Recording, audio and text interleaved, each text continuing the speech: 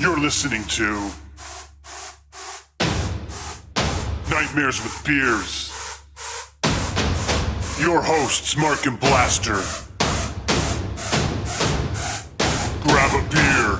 Prepare for fear.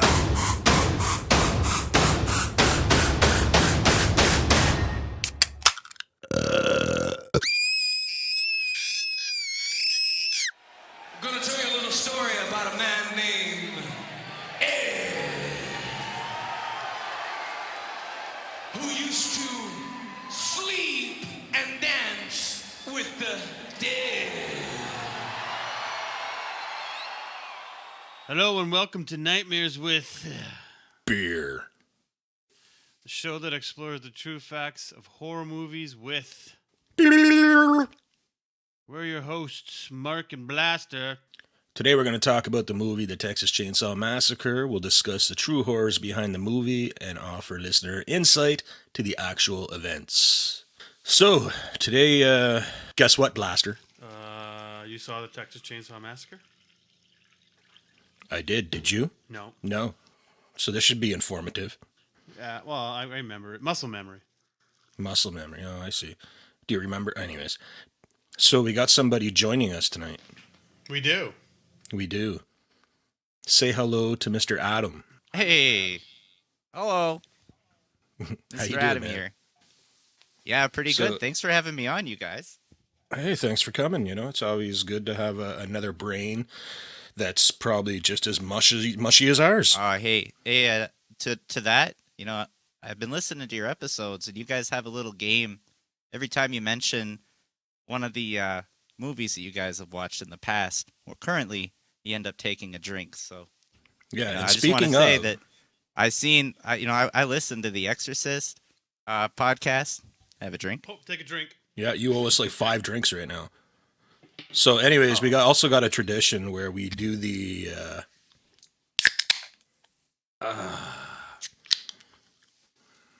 Okay, I did it for all 3 of us. How about that? Cheers. So, Adam, you watched this movie as well? Oh yeah, this is a favorite. You know, going back to college days. Right. Only when I was watching this movie, you know, it was just a silly movie, right? With like Leatherface running around with his chainsaw. You know, I was laughing at it. It wasn't until I started looking at this research here, I got a little bit disturbed. So Well, the episode's actually based on a man by the name of Ed Gein. Is that how you pronounce it? Gein? Yeah, Ed Gein. You know how I know about him? How do you know about him? From Slayer, Dead Skin Mask. It's funny you say that because Adam was listening to that song just before we got on the call. Yeah, Yeah. Well, I seen it when I was a kid, but I seen the movie when I was a kid, but I know more of it from Slayer and then reading about Ed Gein from Slayer. Slayer. Thanks, Slayer. Slayer! So we should say the Texas Chainsaw Massacre is very loosely based on Ed Gein's story,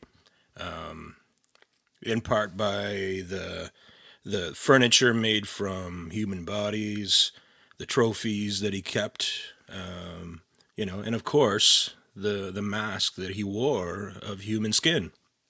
But that's about as far as it goes. That's where the movie's inspiration came from. The Texas Chainsaw Massacre was a movie based on true events of Edward Theodore Gein, born in August 27th, 1906. Old as shit. Also known as the Butcher of Plainfield or the Plainfield Ghoul. Surprising that it's like so old. You know, like this guy was like 50 or 40 or something when he did this. This was like in the 1940s or something, right? I believe so. It's fucked. No, 1950s, I believe. Yeah, I'm going to get to that.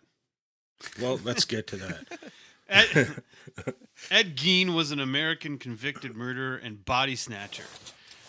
Gein's crimes committed around his hometown of Plainfield, Wisconsin, gathered widespread notoriety in 1957 after authorities discovered he had exhumed corpses from local graveyards and fashioned trophies and keepsakes from their bones and skin. My kind of boy. That's one way. That's one way to get a date. Look what I made for you. Gein also confessed to killing 2 women, tavern owner Mary Hogan Oh yeah, brother. in 1954, and hardware store owner Bernice Warden in 1957. Hulk Hogan. What was that? Oh yeah, brother. Oh, gotcha. Oh yeah, brother.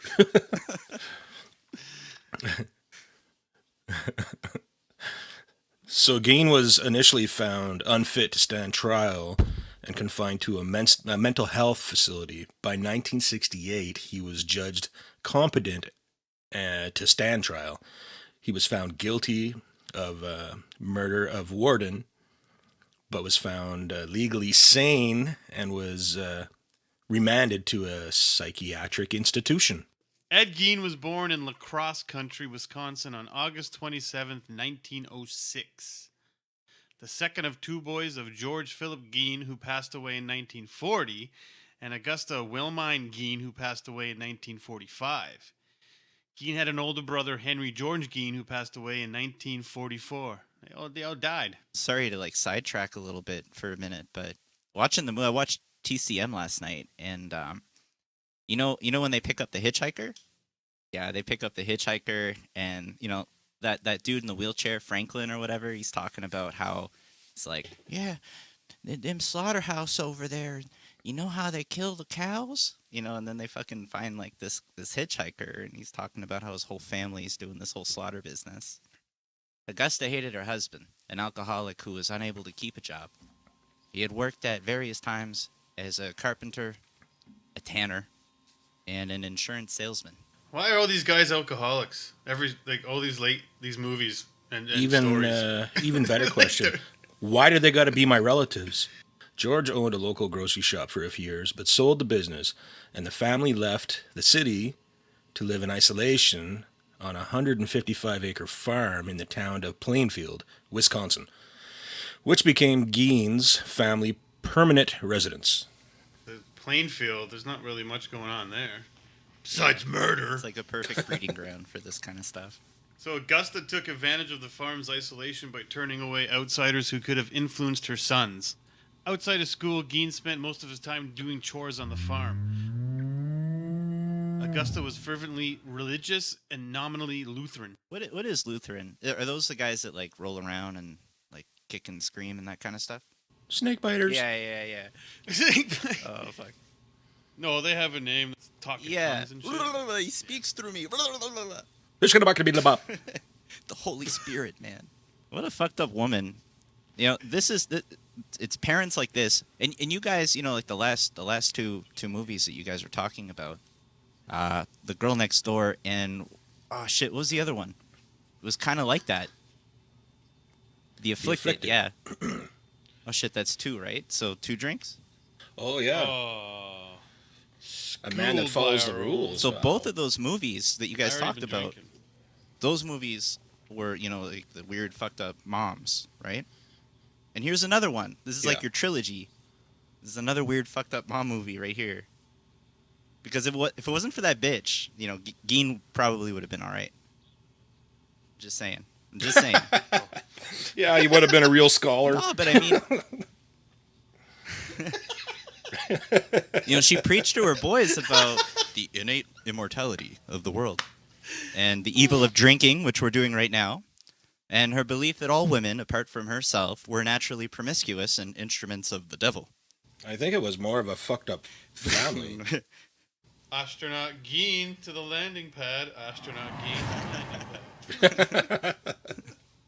What was it Tom Araya saying about how like reality and whatever are all the same? It's like blended together. Hey, guess what? Exorcist. Oh yeah. That's a drink, right? You'll learn the rules. She reserved time every afternoon to read to them from the Bible, usually selecting verses from the Old Testament and Book of Revelation concerning death, murder, and divine retribution. Holy shit. It's quite the wholesome book. Yeah. I love that book. I read that book every night. That's why I can't sleep. That's why I got fucking anxiety. And nightmares.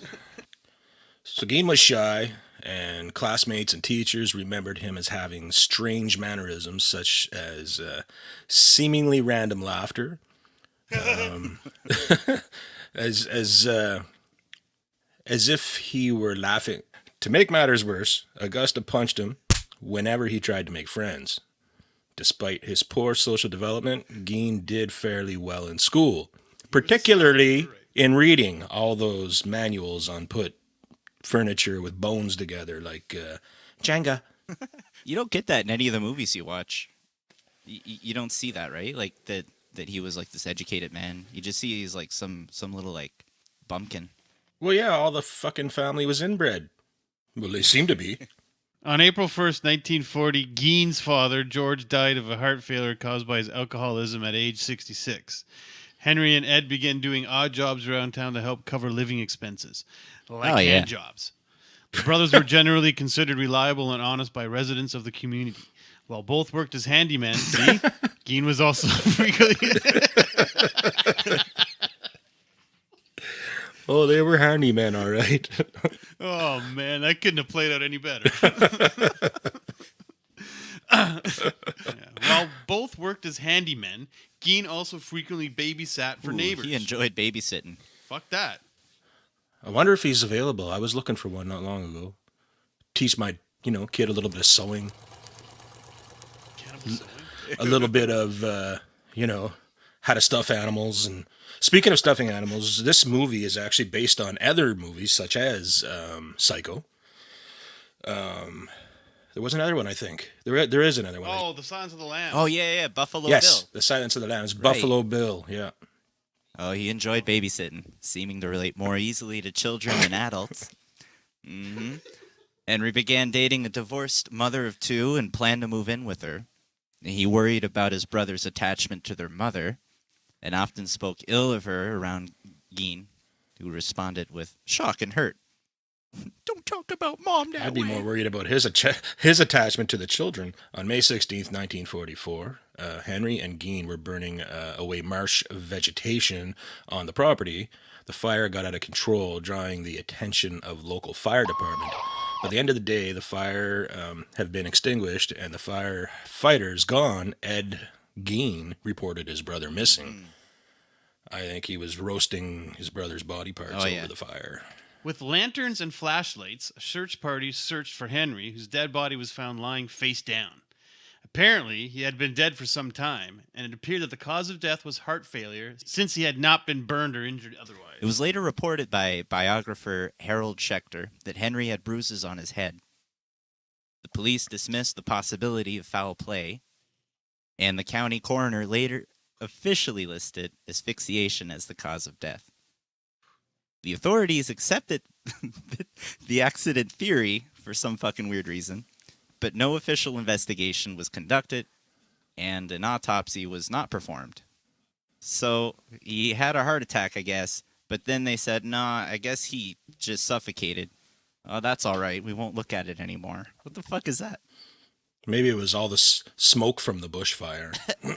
Jerking off and choking himself. Oh, David Yeah, it Carradine could have been style. that too. Rest in peace. Questioning Gein about the death of Bernice Warden in 1957, state investigator Joe Wilmeski brought up questions about Henry's death. George W. Arndt, who studied the case, wrote that in retrospect it was possible and likely that Henry's death was the Cain and Abel aspect of the case. Gein and his mother were now alone. Augusta had a paralyzing stroke shortly after Henry's death, and Ed Gein devoted himself to taking care of her. Sometime in 1945, Gein later recounted, he and his mother visited a man named Smith, who lived nearby to purchase straw. According to Gein, Augusta witnessed Smith beating a dog. Beating this dog, just going to town on him. A woman inside the Smith home came outside and yelled for him to stop, but Smith beat the dog to death. It was almost there. I might as well finish the job. So, wow. Like, So they were, what were they doing? They were looking for purchasing straw. and beating dogs. What the hell would they do with straw? I don't understand. We're just here for straw, They made, mister. like- We'll leave that dog alone.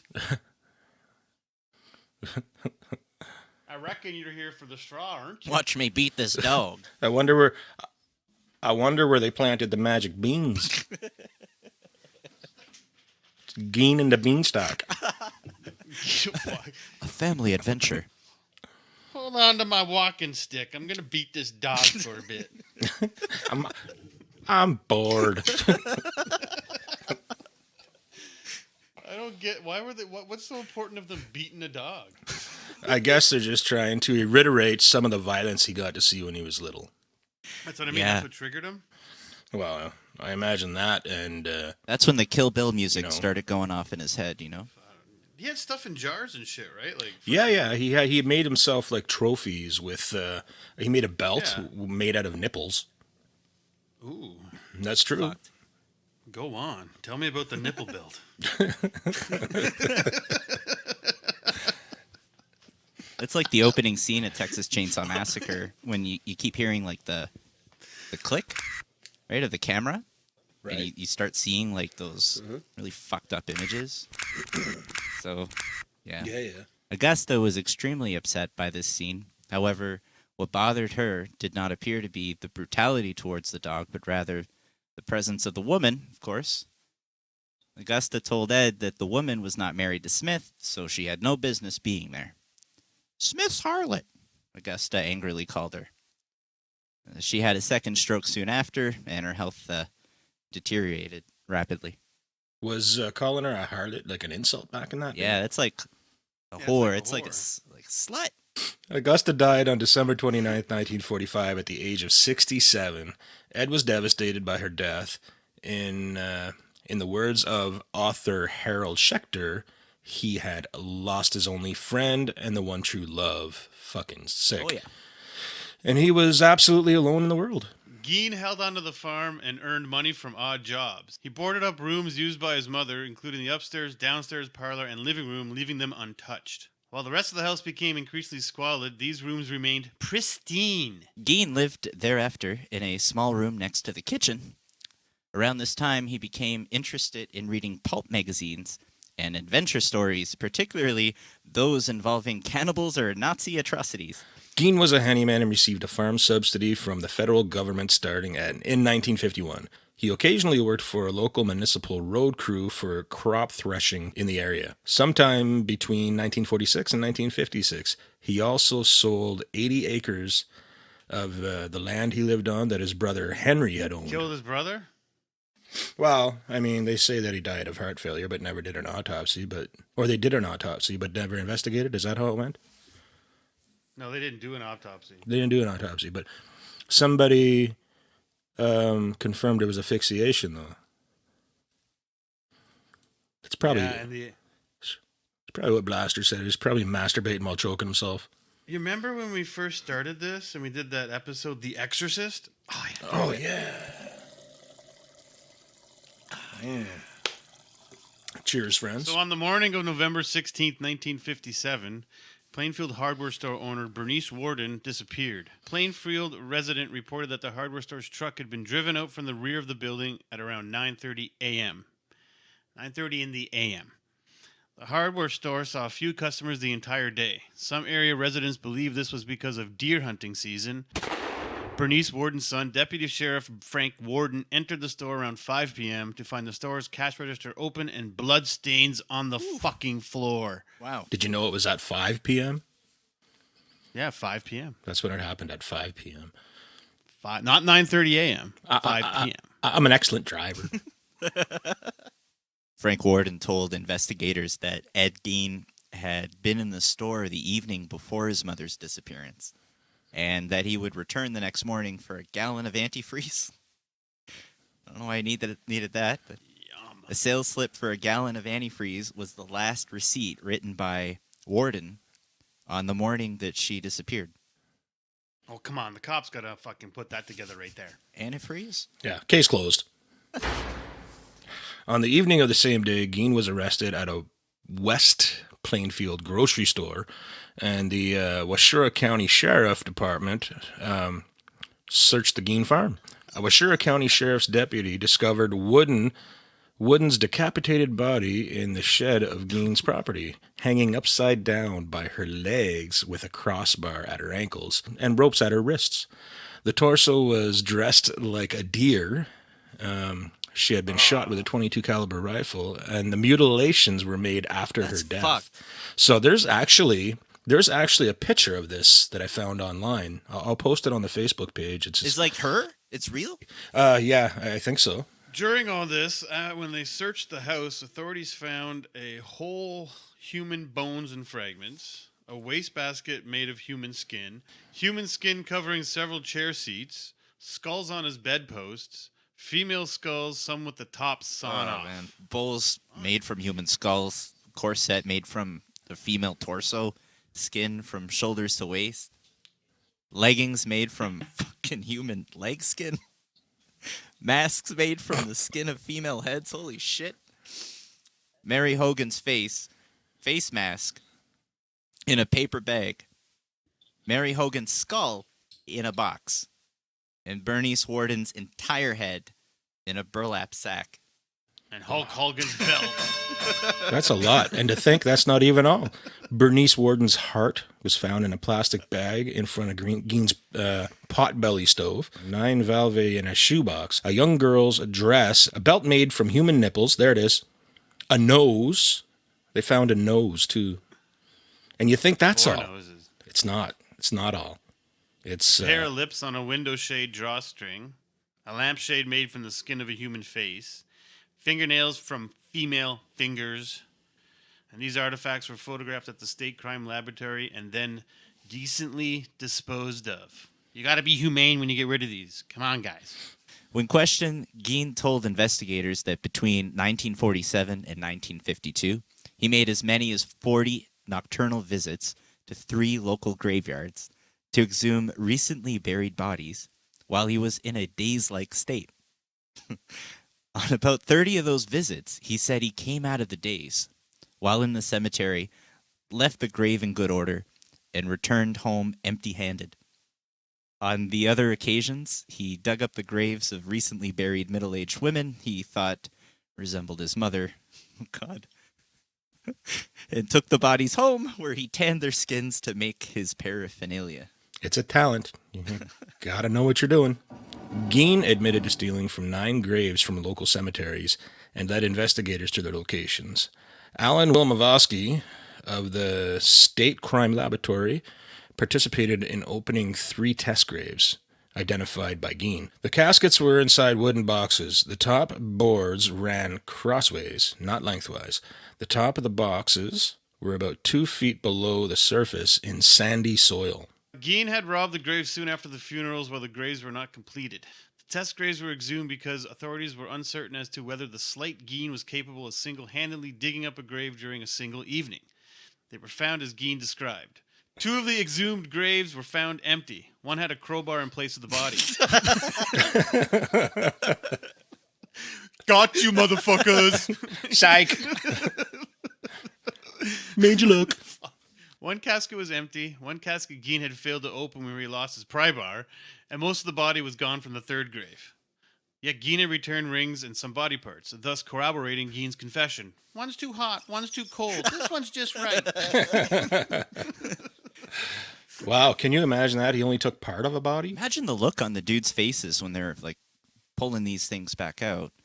And it's like, what? There's only parts of the body there? Like, why waste your time? Take it all. Who was here last? Was it the new guy again? Where's the new guy? He didn't do a good job. Paul, we want all the body. Soon after his mother's death, Gein began to create a woman's suit so that he could become his mother, to literally crawl in her skin. Gein denied having sex with the bodies he exhumed, so that answers the question you asked earlier, I guess, about him wanting to fuck everyone. Explaining, nah, they smell too bad. During state crime... Yeah. They smell too bad.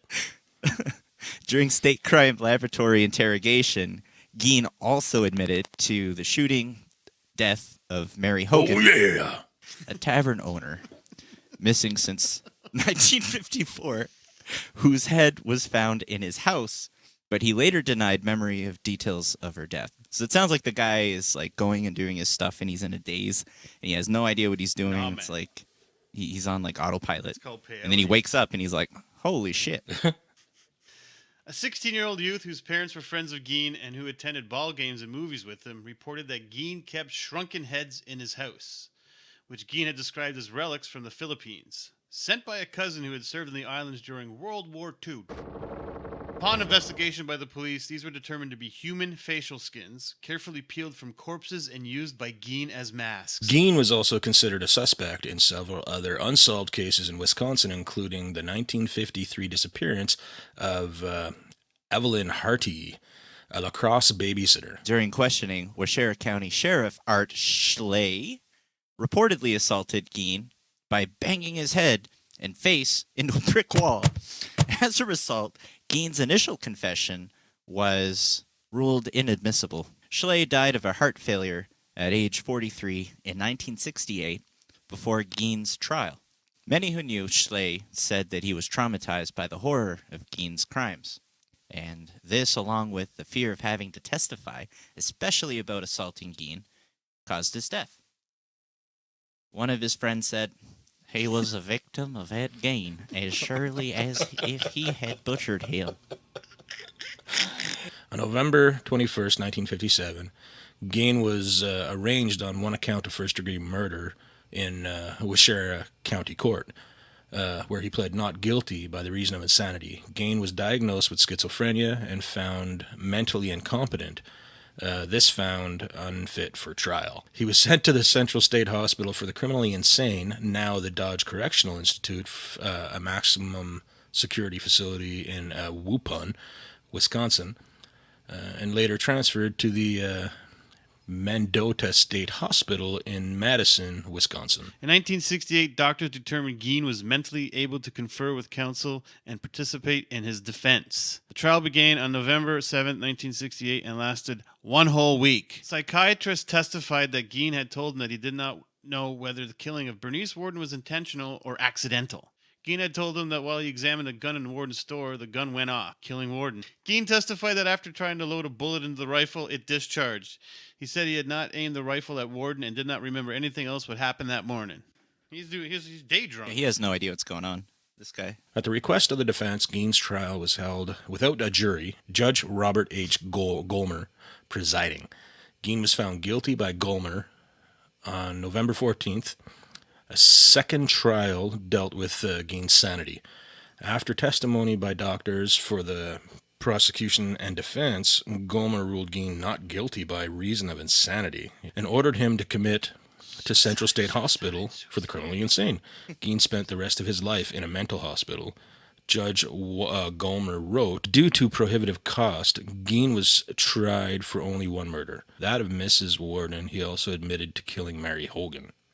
Ed Gein's house and a 195-acre property were appraised at $4,700, which is about $42,000 in 2019. His possessions were scheduled to be auctioned on March 30th, 1958, amidst rumors that his house and the land it stood on might become a tourist attraction. A deputy fire marshal reported that a garbage fire had been set 75 feet from the house by a cleaning crew who were given the task of disposing of refuse. Further, that hot coals were recovered from the spot of the bonfire, and fire from the bonfire's location did not travel along the ground to the house. Arson was suspected, but the cause of the fire was never officially determined. It is possible that the fire was not dealt with as a matter of urgency, as the fire chief was Frank Warden. Oh, and it was Ed's property, so he didn't care if it burnt down. And that's the son of Bernice Warden's, Gein's last victim. When Gein learned of the incident while in detention, he shrugged and said, "Just as well."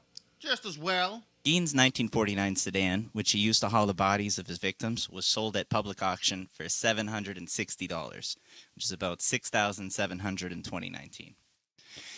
To Carnival sideshow operator Bunny Gibbons. Gibbons charged carnival goers 25 cents admission to see it.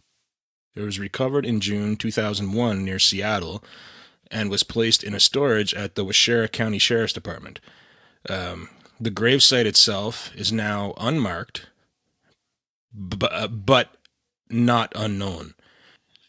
Gein is interred between his parents and his brother in the cemetery. The movie Psycho was also based on his story, according to Internet Research. So this guy had some big issues, man. Like, I think he wanted to be a girl, but one of those messed up, I want to fight all the time girls. You got that? He's going to be a girl? I thought he wanted to be his mom. Well, was she not a girl? Yeah, but I think it was just because it was his mom. I don't even. Point in case. I don't know. Yeah, I mean, his whole family just dies in a matter of years, and he fucking loved his mom. So he made like a bodysuit out of human flesh, human skin, and it would cover his genitals so that it looked like he didn't have a penis. A penis? A penis. Did you just say penis? I said penis. Oh, man. Penis Sicilian. That's funny. You know, I wonder if they had actual medication back in them days, if they would have done anything for him. Was penis? No. What? Penicillin. There's like all kinds of crazy pictures, eh? Like all the shit that he's done. Oh, yeah, there's tons of The them. nipple. I have a bunch of them. The nipple fucking. If you guys... yeah, it's right I there. know. I love it. I want it. Where do I buy it? And then there's the face in the glass jar thing, and it looks like to be a belly button, and like it's all keepsake. And he's got like a fork that's attached to a bone. He's got gloves made out of human flesh. His workshop was kept pretty messy. So Adam, you're the guest. Let's hear your thoughts about this whole thing. Yeah, it's definitely fucked. I think it's cool that we got like a bunch of awesome movies out of it. You know, and I kind of feel bad saying that because we're celebrating like this fucked up guy and his fucked up upbringing, his fucked up mom, Hip hip and all this hooray! stuff. Hip hip hooray! Anyway, go ahead. I wouldn't call it much of a But I celebration. mean, we wouldn't have Texas Chainsaw Massacre today if this guy, you know, if he wasn't a thing. And my favorite movie of all time, which is not based on a true story, American Psycho, right? Would make many references to Ed Gein. So I don't know, like definitely going through all this research gives me a really good perspective for these movies that I just kind of watched, right? Lackadaisically, just kind of chilling back and laughing at fucking Leatherface. you don't think much of it, shaking eh? his arms back and forth. Until after at you all. do the research and be like, oh, damn. They actually have documentaries. Well, actually, there's a movie called Ed Gein that they made about him. I didn't watch that, but I want to.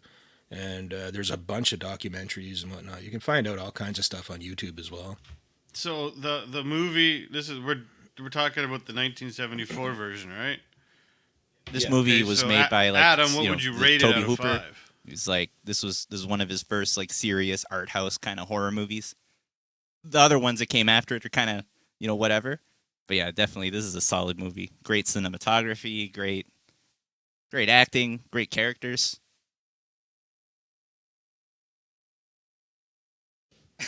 But have you ever Yes, seen it actually. on weed? It's a fucked up movie on weed, man. Yes, actually. Mark, what? Oh man, Mark. I would probably give it maybe a 4 out of 5. And just, I didn't really... I hated that Leatherface made noises, like when he was, you know, being ridiculed by his father, and he'd be making these little grunts and stuff. It would have been better if he just stayed silent and just killed people. Like a Jason? Kinda, yeah. It's just more mysterious that way, I think. Yeah. But overall, it's a good movie. It's a good watch. Even the remake, 2003, I think, it's a good watch too. There's more of a story, I guess. You know, this one is more of a there's no plot. Everybody's in danger. Yeah. I give it 4.5 too. It's a classic. Yeah, a lot of respect. Yeah, of course. It's a great I movie. mean, I remember watching it on the friggin' old tube TVs when I first saw it. Like it was fucking like Yeah. it's Cisco, what would you give it? Hubert? So the biggest disappointment in this whole thing is that Ed Gein didn't even use a chainsaw. yeah. But then again, it said that the true. the movie is largely fictional, right? So Well, of course, but I mean the Texas Chainsaw Massacre and the elements of Ed Gein's life that were put into the Texas Chainsaw Massacre is just things like the leather face itself, like the human face, the furniture made out of body parts, the lampshades made out of skin and stuff like that. What I liked about the movie itself was the way the character showed the fear. Like, it was really authentic. It was like, I thought it was anyways. It was you can feel the fear coming out of her screams. You know what I mean? Does that make sense?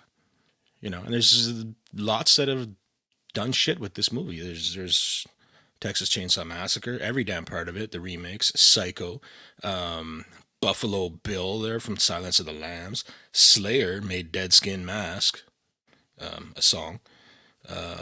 Slayer! Anyways, a lot had come from this movie that people seem to enjoy.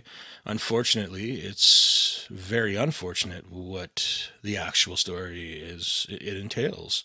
People died and got killed by this man, and he was obviously very sick. Thank you for being on the show, Adam. And maybe we can have you again another time, anytime. You're always welcome. And this has been another episode of Nightmares with Beer. Peace. Good night.